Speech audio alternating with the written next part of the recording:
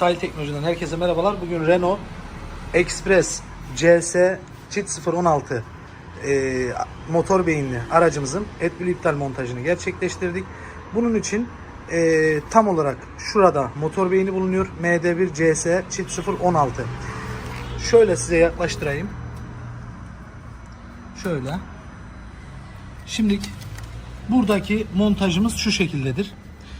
Emülatörün beyaz kablosu A4, kahverengi kablosu A3, yeşil kablosu E1, sarı kablosu E2, siyah kablosu H1, kırmızı kablosu D1 olacak. Bunları paralel bağlıyoruz. Herhangi bir kablo kesmiyoruz. Daha sonrasında çıkış NOx, PM, DSU, pompa soketleri çekilecek. Onun için aracımızda göstereceğim ilgili soketleri.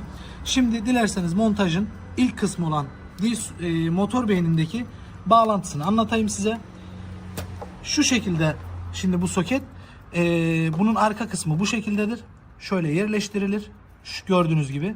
Elektrikçiler, beyinciler bilir. Şurada bir tırnakları var. Bu tırnakları kaldırırsınız. Hatta şunu da göstereyim.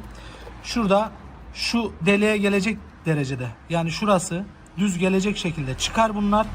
İlk önce bu çıkar, sonra bu çıkar. Burayı açıyoruz. Şimdi buradaki harflendirmeyi de göstereyim ben size. Emülatörümüz CAN bus emülatör. Kablo bağlantısı 6 tane. Şimdi buradaki bağlantı şekli şu şekilde. Hemen siyah dediğimiz H1. Şimdi şöyle tutacağız. Siyah kabloyu sola geldiğini varsayarsak şuradan başlıyor. Şurada biraz daha yaklaştırırsak şimdi şurası köşe A, B, C, D diyerek gider. Şurası. A, B, C, D diyerek gider. 4 pin yukarı olduğu için A1, A2, A3, A4 diye gider. Yanındaki mavi mesela B1'dir. Hemen üst taraf B2, B3, B4 diye gider. Burayı şey yapabilirsiniz, görebilirsiniz. Şimdi ilk baş beyaz kablomuz. Emülatörümüzün beyaz kablosu. Şurada montajını yaptık. Bu gri beyazlı bir kablo. Şu şekilde de göstereyim. Ne yazmışız biz? A4 yazmışız. A pini 4. pin. Hemen yukarıda, en yukarıda. Daha sonrasında kahverengi kablomuz hemen burada. Beyaz pembe. Buna da A3 yazmışız. A pin buradan başlıyor. 3. en yukarıdan bir altı. Gördüğünüz gibi şurası. 3 ve 4. Şimdi diğer kenatlımız yeşil sarı. Yeşil sarı burada.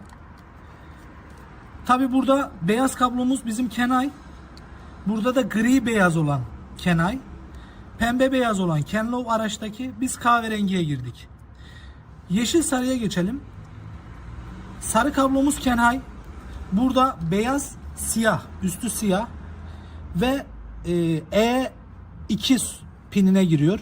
Yani A, B, C, D diyerek gelirsek E2. E2'ye giriyor. Sarı kablomuz, emülatörün sarı kablosu. Pembe beyaz olan Kenlove emülatörümüzün yeşil kablosuna giriyor. Bu da yine biraz önceki gösterdiğim gibi E1'e giriyor. Hemen alt alta bunlar. Şöyle göstereyim, şunları çekip. Hemen şurada gördüğünüz gibi şu pembe beyaz olan kablo. Sıralamayı yaptığınızda direkt çıkıyor zaten. Kırmızı kablomuz D1 dedik. Kırmızı kablomuz burada. Sarı üstü beyaz. Şu şekilde göstereyim kırmızı kablomuz. Buna da D1 dedik. Hemen pembe kablonun E1 olduğu için pembe kablonun hemen yanında D1 pini. Siyah kablomuz H1. Yine buradan saydığınızda en son şöyle görürsünüz şuradaki siyah kablo. Bu da şase. Şimdi bunu tekrardan montajını yapacağız. Şöyle göstereyim. Şu şekilde bunu girdiriyoruz. Gördüğünüz gibi. Tık sesini duyuyorsunuz. İşlem bitmiştir. Daha sonrasında şimdi bunu ters çevirdik. Şu şekilde görüyorsunuz. Şöyle getiriyorsunuz. Tık oturdu. Gördünüz şuradaki yuvayı. Burası oturdu. Hemen şurayı da oturtturuyoruz. Bitti. Bu kadar. Şimdi soketimizi yerine yerleştiriyoruz.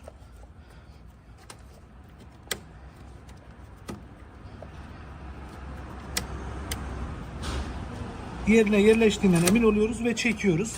Kendisi zaten sokete tık oturuyor. Gördünüz.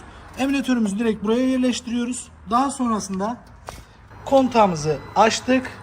Şimdi arıza okuyalım.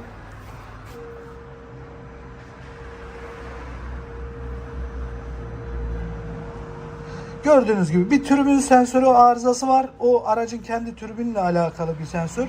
Dilerseniz bu kodu araştırıp emülatörle bir alakası olmadığını görürsünüz. Ekranımıza geçelim. Aracımız Renault Kangoo Express 2 diye geçiyor. 2022 model. MD1 CS016 2022 model. Gördüğünüz gibi herhangi bir hatamız yok. Dilerseniz tekrardan kapatayım. Şimdi tekrardan açtım. Fonksiyon testleri yapıyor. OK dedi. Marşa basıyorum. Gördüğünüz gibi herhangi bir hatanın olmadığını göreceksiniz. Şimdi gördüğünüz gibi